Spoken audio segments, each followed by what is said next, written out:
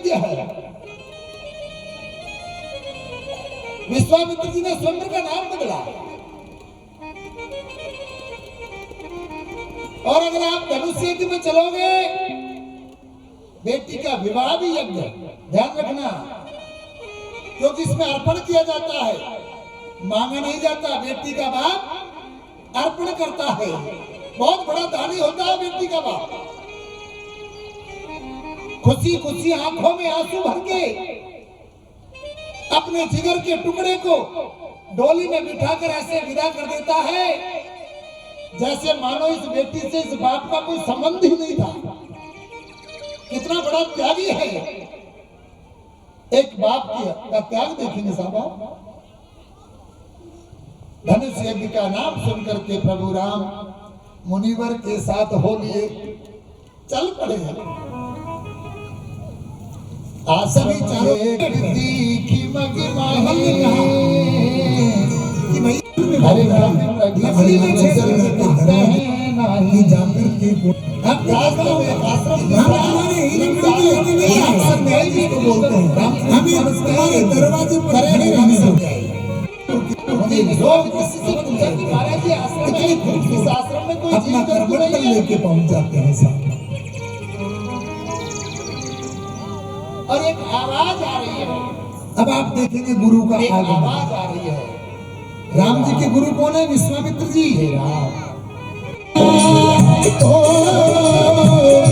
मिलन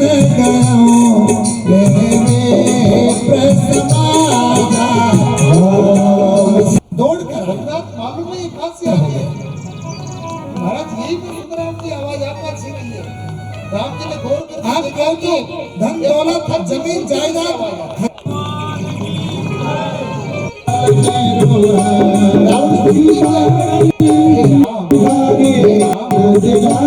प्रभु राम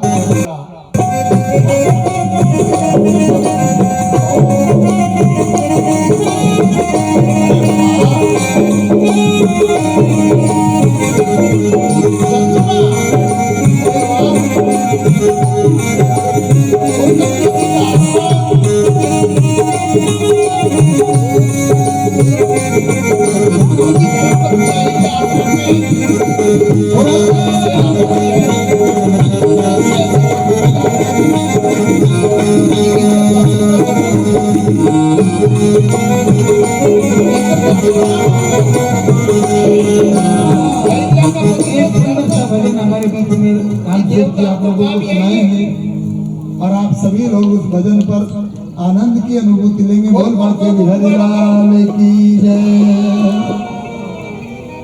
माफ करना मुझे।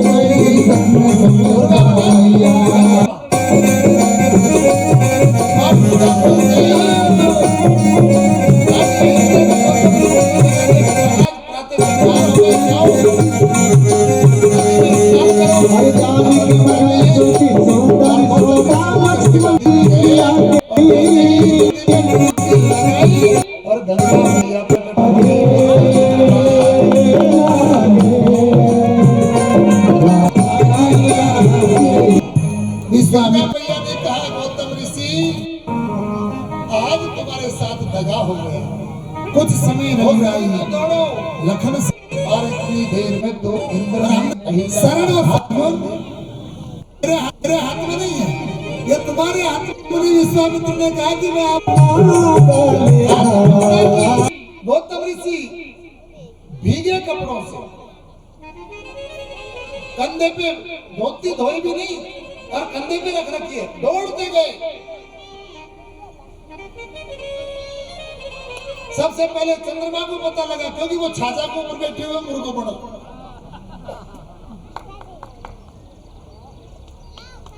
दौड़ते चंद्रमा के धोती के ऐसे पकड़ करके जो 30 साहब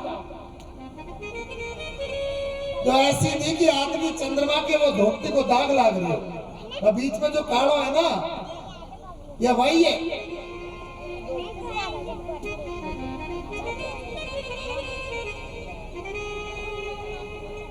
इंद्र दौड़ा, लेकिन अभिशापित और क्रोध के वशीभूत होकर के और गौतम ऋषि ने अहिल्या को श्राप दे दिया, क्योंकि क्रोध में आदमी की बुद्धि का विनाश हो जाता है। अब उसका अहिल्या का दोष क्या था? लेकिन हम लोग भी कुछ ऐसा ही करते हैं कि नारी का दोष नहीं हो तो भी हम उसे दंड, विधान में दंड दे देते हैं। ये गलत है। कभी भी नारी के ऊपर किसी भी प्रकार का, चाहे वो कैसी भी है, एक पति को लांछन नहीं लगाना चाहिए।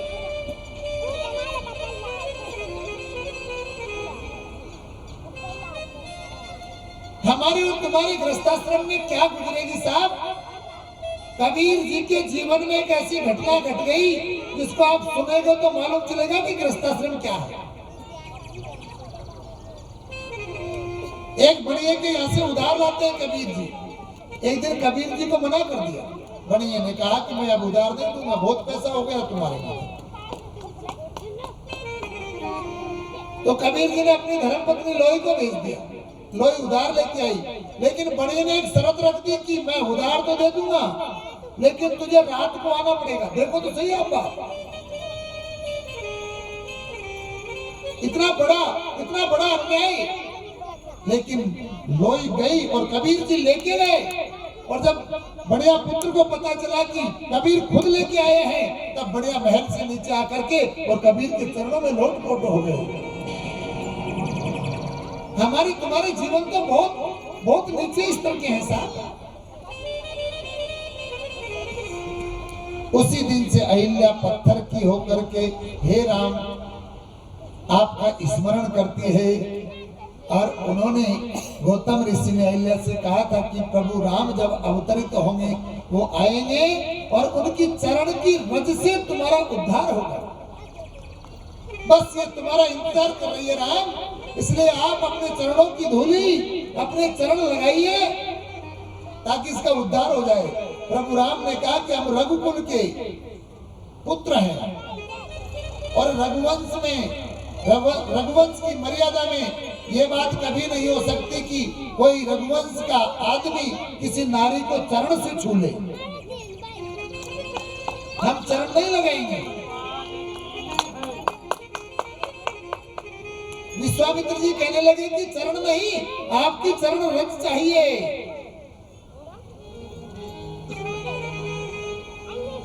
रघुवर तेरे चरणों की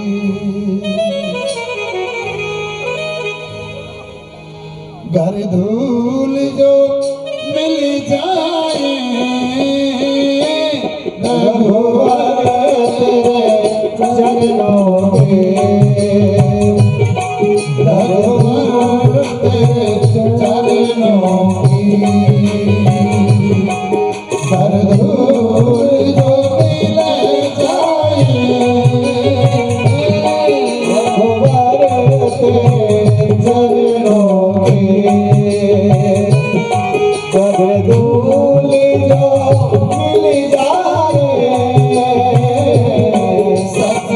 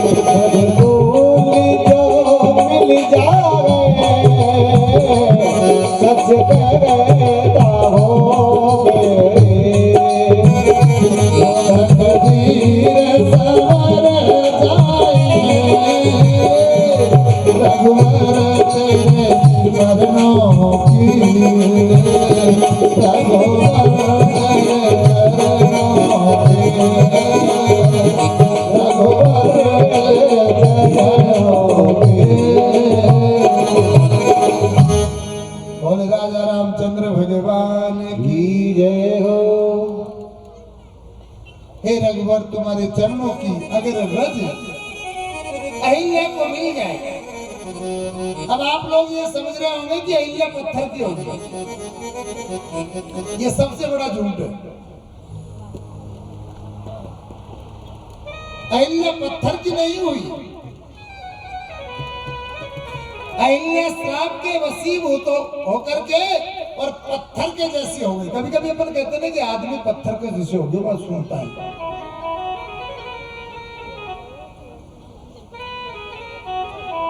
पत्थर की तरह हो गई वो, बिल्कुल एकदम चुप, सब कुछ छूट गया अहिल्या का। क्या बचा? जिस पति की सेवा करते हैं उस पति के अभिशाप से अहिल्या पत्थर के समान हो गई, न कि पत्थर की हो गई।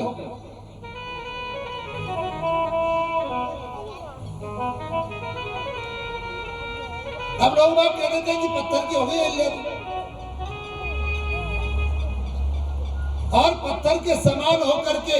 और गौतम ऋषि ने कहा कि राम आपका उद्धार करेंगे, इसलिए वो बैठी बैठी हे राम हे राम हे राम हे राम की रट लगाए रखती है। ना किसी से बोलना, ना किसी से चलना, ना कोई आना, ना कोई जाना, राम का इंतजार कर रही है अहिल्या। राम जी ने कहा कि प्रभु हम पांव तो लगाएंगे नहीं, अब ये चरण रज कैसे जाएगा? विश्वामित्र जी ने कहा कि आप नहीं जानो, लेकिन इनके चरण की रज चाहिए। तो प्रभु राम ने देखा कि हवा पूर्वाई चल रही है। प्रभु राम पूर्वाई की ओर गए और पूर्वाई की ओर जाकर के अपने चरण ऊंचे किए, और जैसे ही चरण से रज गिरी और हवा से टकरा करके और अहिल्या के ऊपर लगी और अहिल्या सदैव प्रकट हो गई। और राजा रामचंद्र भगवान की, और यहाँ से राजा राम का नाम पतित पावन राजा राम बना। यहाँ से पतित पावन हुए मेरे राम। जन्म लेते रघुपति हुए, कौशल्या राघव कहती है इसलिए राघव कहलाए। अवध का राजा का अधिकार राम को है, इसलिए राजा राम कहलाए। इसलिए महात्मा गांधी जी ने लिखा कि रघुपति राघव, पहले रघुपति फिर राघव फिर राजा राम। रघुपति राघव राजा राम, पतित पावन सीता। या पतित पावन हो गए, अब आगे जाकर के सीताराम हो जाएंगे। क्रमबद्ध पूरा। अहिल्या का उद्धार हुआ। अहिल्या हाथ जोड़ करके प्रभु राम के सामने नतमस्तक हो जाती है। प्रभु राम ने अहिल्या को आशीष दिया और अहिल्या प्रभु राम के सदेह शरीर सहित परमात्मा के धाम को चली गई। बोल राजा रामचंद्र भगवान की जय हो। और बाबा तुलसी ने लिखा कि पर सत पद पावन शोकन सावन, प्रगट भई तप पुंज सही, देखत जगुनायक जन सुखदायक, सन्मुख होई कर जोर, अति प्रेम अधीरा पुलक सरेरा, मुख नहीं आवे वचन कहे, अतिशय बड़ भागी चरण न लागे, जुगल नयन जलधार बहे।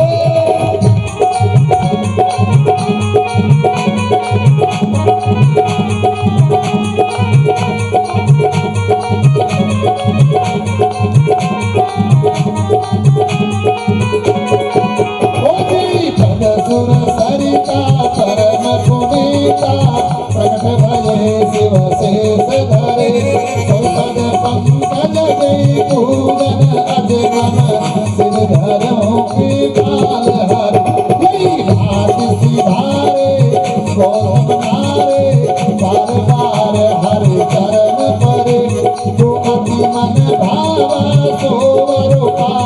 हे पति लोग अनाथ भरे।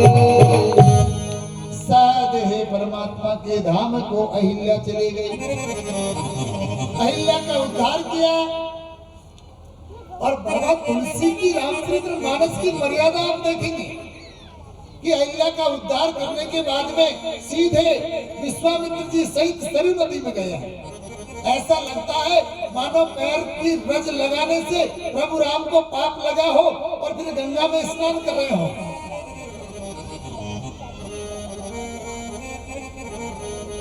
दूसरी बात यह है कि प्रभु राम की गंगा बेटी है, क्योंकि गंगा की उत्पत्ति तो विष्णु भगवान के चरण कमल से हुई है, इसलिए गंगा राम जी की बेटी है। तो ध्यान रखो कि जब भी कोई हमसे कोई अपराध हो जाए तो बेटी के यहाँ जाकर के और उस अपराध को धोना चाहिए, क्योंकि बेटी बाप के लिए सबसे बड़ी पवित्रता की मूर्ति है। बाप और बेटी का जितना पवित्र रिश्ता है, ऐसा मैं समझता हूँ कि कोई रिश्ता नहीं हो सकता संसार में। ऐसा लगा कि अहिल्या का उद्धार करके और विश्वामित्र जी सहित गंगा में स्नान करते हैं। और उसके बाद में विश्वामित्र जी सहित राम और लखन जनकपुर की ओर चल पड़े। बोल बाके बिहारी लाल की जय। सुमिरन क्यों न करे, प्रेम से बोलेंगे। अरे मन, और माता बहनों को कोई ये मत कह देना कि गुरुजी ने नाचने नहीं दिया, छूट है तुमको कल से। और आज नाचना सीख लो, क्योंकि कल राम जी को ब्याह है और ब्याह में तो नाचा कूदी ना हो तो कोई बात कर। डीजे पे अपन को गलत गाना नहीं बजाना ना, डीजे पे गाना सही होना चाहिए। आजकल के बेटे क्या कर रहे हैं मालूम है तुमको? यार राम कथा में नहीं नाचेंगे और कोई का ब्याह की बंदोरी कटेगी ना, वो देखो तब इनको जब डीजे पे बटन दाबे होल कल्लाड़ी थारा ढक्कन ना,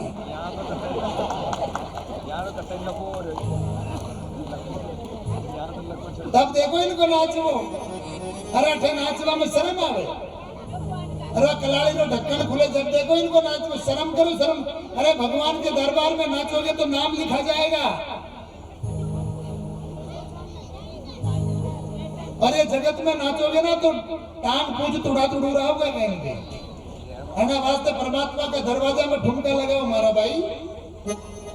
सुमिरन क्यों न करे, अरे मन सुमिरन क्यों न करे, सुमिरन क्यों न करे, अरे मन सुमिरन क्यों न करे।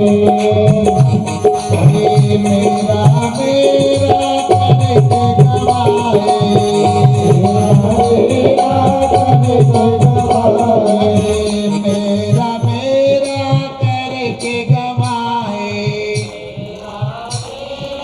करके गवाए, काम न तेरे कोई आए, और ये जो पीछे लोन में बैठे हैं ना, ये लोन लोइन हो जाएगी अगर बोले नहीं तो। शेर के शिकार हो जाओगे भाई, इसलिए आपको भी बोलना है। काम न तेरे कोई आए, अरे काम न तेरे कोई आए, ये तेरा तेरा याद करे, अरे मन सुमिरन क्यों न करे, तेरा तेरा याद करे, अरे मन सुमिरन क्यों न करे, सुमिरन क्यों न करे, अरे मन सुमिरन क्यों न करे, सुमिरन क्यों न करे, अरे मन सुमिरन क्यों न करे। हरि बोल।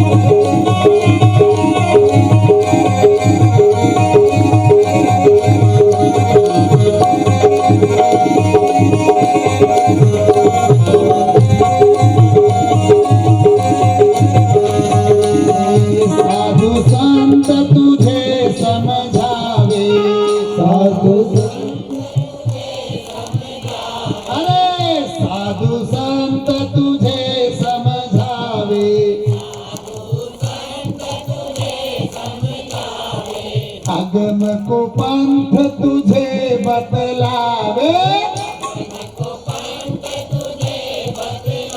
तू कण की न पत न करे, अरे मन सुमिरन को न करे, कण की न पत न करे, अरे मन सुमिरन को न करे, सुमिरन को न करे, अरे मन सुमिरन को न करे, सुमिरन को न करे, अरे मन सुमिरन को न करे।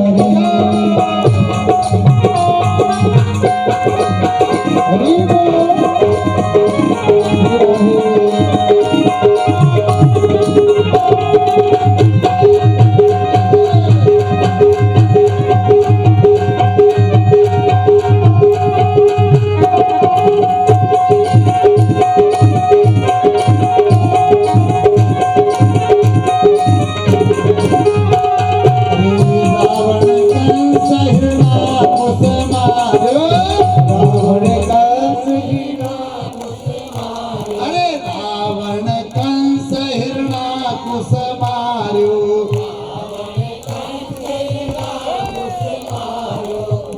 प्रहलाद विभीषण त्यार्यो,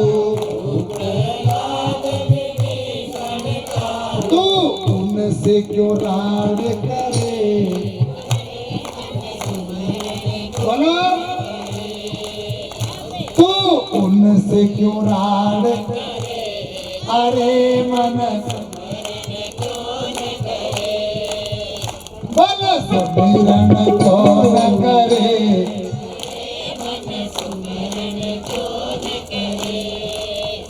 अरे देख के माया क्यों इतरायो, जानो थन किण न भरमायो, तू माया को साथ करे, अरे मन सुमिरन को न करे, माया को साथ करे, अरे मन सुमिरन को न करे, सुमिरन को न करे, अरे मन सुमिरन को न करे,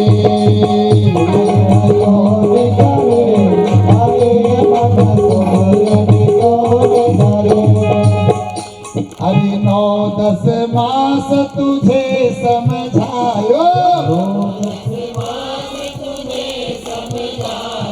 आप अगल बगल में देखते रहे, जो नहीं बोलता है ना वो पापी है, वहां से उठ जाए आप। पापी का मुख से राम नहीं निकले, केसर ढूंढ रही गारा में, और मनक जमारो धारवाड़ो मत खोवे, सुमिरन कर ले जमारो। अगर तुम्हारे बगल में कोई नहीं बोल रहा हो तो वहां से उठ करके बगल में बैठ जाए, क्योंकि वो पापी आदमी है। 9-10 मास तुझे समझायो, देखो बाप से भी आवाज निकली, अब की बात निकलती है।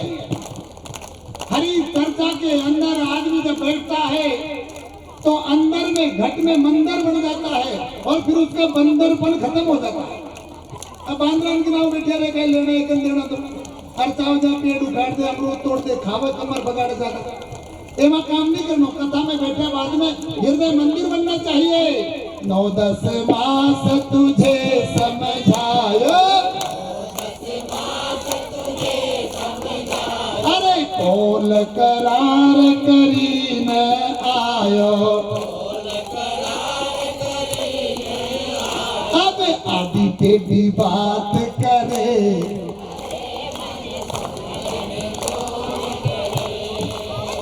क्यों आदि टेढ़ी बात करे, अरे मन सुमिरन को न करे, आदि टेढ़ी बात करे, अरे मन सुमिरन को न करे, सुमिरन को न करे, अरे मन सुमिरन को न करे, सुमिरन को न करे, अरे मन सुमिरन को न करे।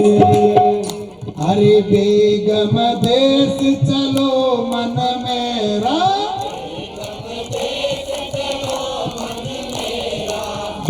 गम देश चलो मन मेरा, अरे सतगुरु जी का लगा जहाँ डेरा, अरे दाता जी का लगा जहाँ डेरा, वहाँ अमृत बूंद झरे, अरे मन सुमिरन को न करे, अमृत बूंद झरे, अरे मन सुमिरन को न करे। और अंतिम पंक्तियों का आनंद लीजिएगा साहब, तालियां बजती रहनी चाहिए।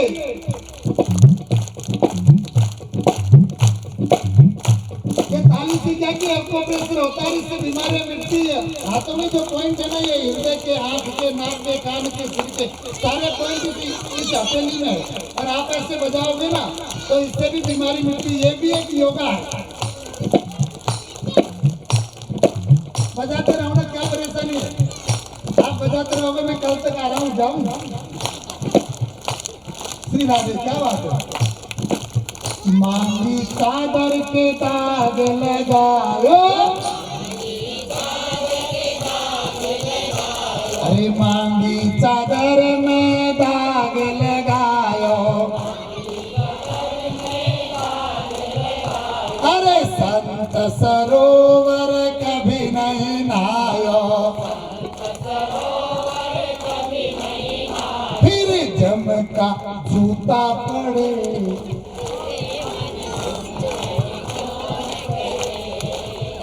फिर जम की मार पड़े, अरे मन सुमिरन को न करे, मार पड़े, अरे मन सुमिरन को न करे, सुमिरन को न करे,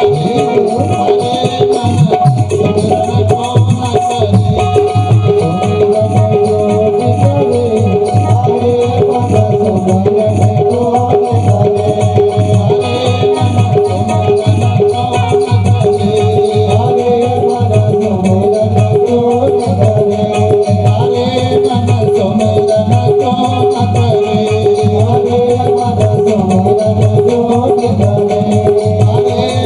सुमिरन को न करे, अरे मन सुमिरन को न करे।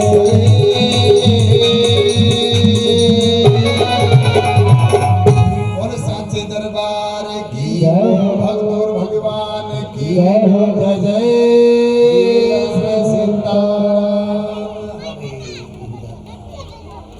सुमिरन करना चाहिए। अगर संसार में आकर के मानव जीवन पाकर के भगवान रो भजन नहीं करो तो एक दिन जनादाड़े जमदूत के हाथ लागे, जनादाड़े ठीक पड़े कि मैंने कितनी बड़ी गलती करी। भगवान राम विश्वामित्र जी के साथ में गंगा स्नान करते हैं।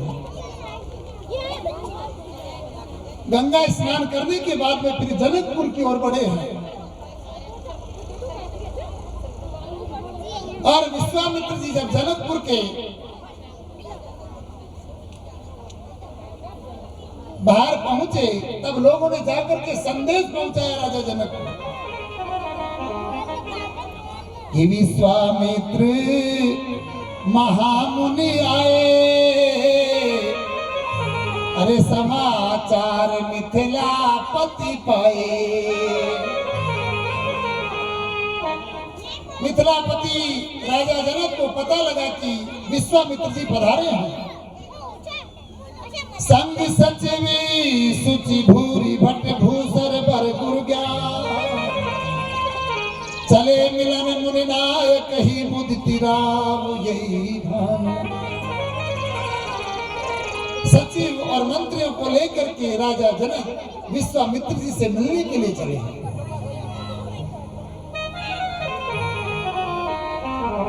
और राजा जनक विश्वामित्र जी से मिलकर के उनकी सेवा करने लगे कि कीने प्रणाम चरण धरि माता,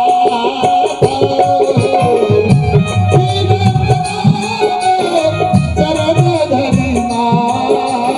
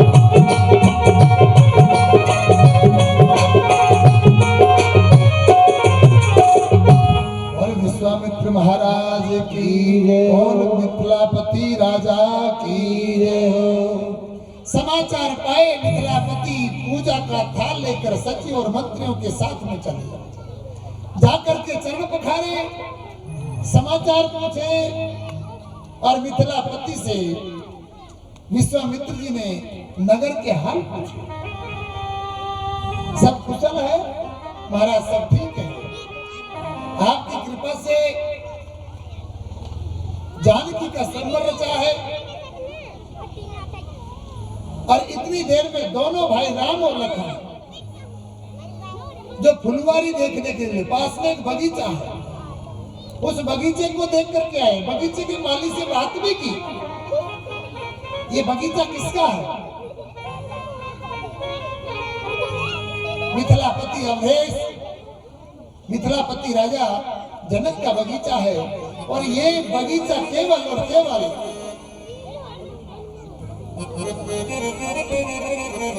जनक दुलारी सीता के लिए लगाया है। इसमें रोज मां सीता आती है और वो गौरी का पूजन करती जाती है। अच्छा, हाँ, राम ने कहा कि लखन अपन कल इस बगीचे में आएंगे। पता भी पूछा कितने बजे आती है कि प्रातः 7 बजे। राम जी ने कहा लखन 7 बजे अपने आएंगे क्योंकि धनुष यज्ञ है। और जैसे ही दोनों राजकुमारों को मिथिलापति राजा जनक ने देखा कि श्याम गौर मधु बयस किशोरा, अरे लोचन सुखद विश्वचित चोरा। एक श्याम वर्ण एक गौर वर्ण के दो राजकुमारों को जब मिथिलापति जनक ने देखा, मिथिलापति का चित्त चोर की तरह चकित रह गया।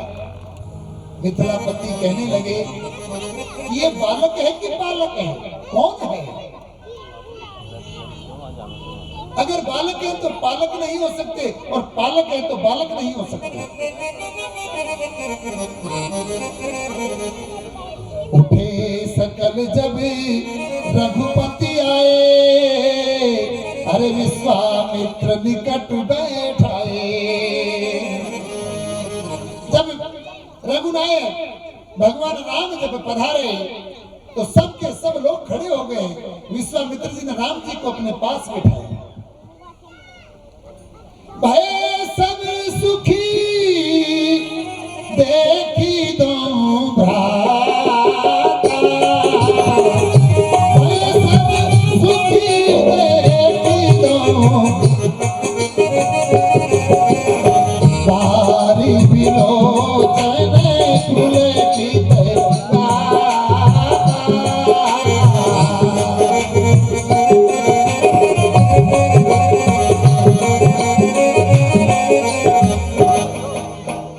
रामचरितमानस में बहुत बड़ा सूत्र इस चौपाई से दिया है कि भय सभी सुख देखी दो भ्राता। एक व्यक्ति ने मेरे से पूछा कि परमात्मा की पहचान क्या है? तो रामचरितमानस कहती है कि जिसको देखने से आपका मन प्रसन्न हो जाएगा,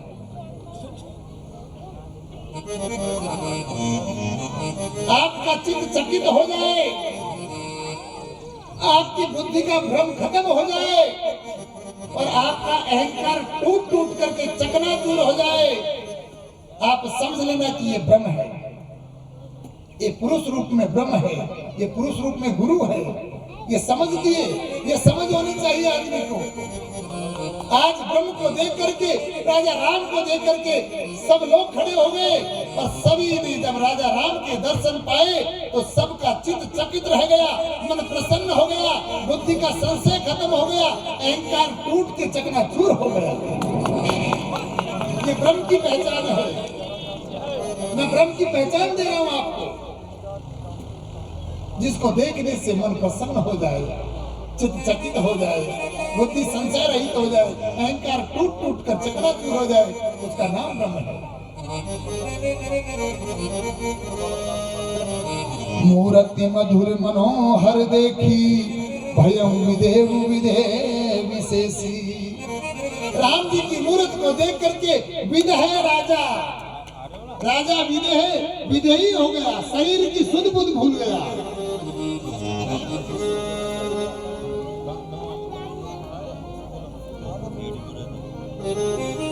अरे सुध बुध भूले राजा,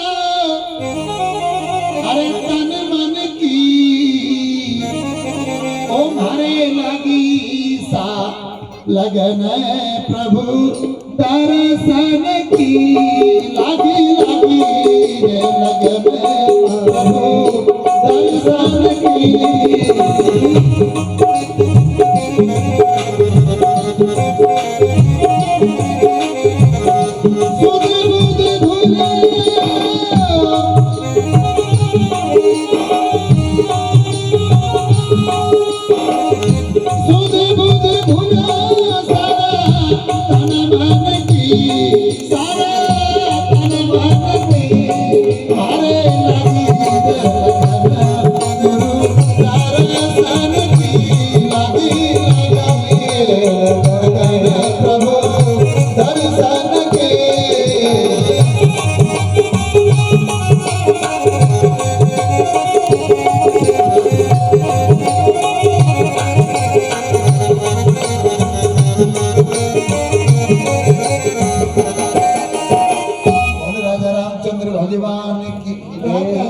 प्रभु राम की मूर्त को देख करके सुध बुध भूल गए, मगन हो गए राजा जनक। प्रभु की मूर्ति को हृदय में बिठा लिया राजा जनक। राजा जनक विचार करने लगे, क्या करूं, चाहता हूं कि कोई रिश्ता बना लूं। अब आप विचार करें कि राजा जनक अवध के पड़ोसी हैं, अवध के पड़ोसी है राजा जनक। सारे लोगों को राजा जनक ने स्वयंवर का निमंत्रण दिया है, तो क्या दशरथ को नहीं दिया क्या?